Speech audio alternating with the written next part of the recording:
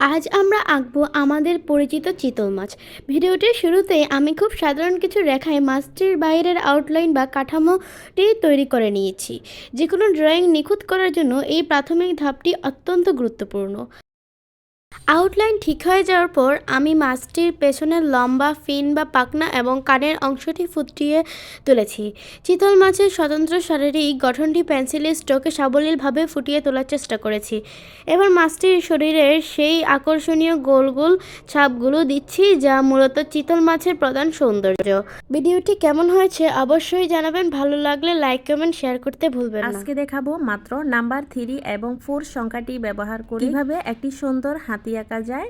দেখতে পাচ্ছেন আগে থেকেই নাম্বার 3 এবং 4 এঁকে নিয়েছি। প্রথমে নাম্বার 3 থেকে একটি লাইন ঘুরিয়ে হাতির ফিট হয়ে পা পর্যন্ত টেনে নিয়েছি।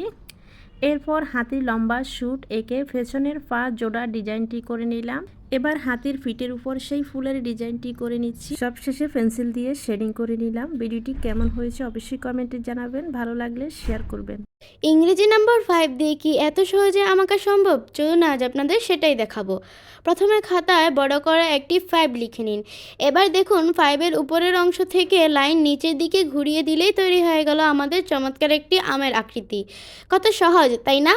আমের ড্রয়িং তো শেষ, এবার রঙের পালা। ছবিটিকে জীবন্ত করতে আমি এখানে 3টি কালার শেড ব্যবহার করছি। ব্যাস তৈরি হয়ে গেল আমাদের সুন্দর পাকা আম। ভিডিওটি ভালো লাগলে অবশ্যই ট্রাই করবেন আর লাইক কমেন্ট শেয়ার করতে ভুলবেন না। সবাইকে ধন্যবাদ।